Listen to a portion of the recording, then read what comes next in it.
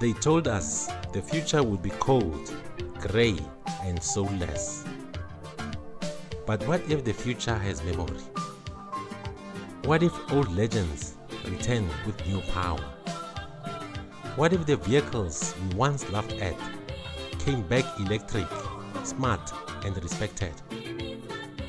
The future does not have to erase culture. It can upgrade it. One started chasing many identities, many stories, many communities building their own version. Katjibane today, something else tomorrow.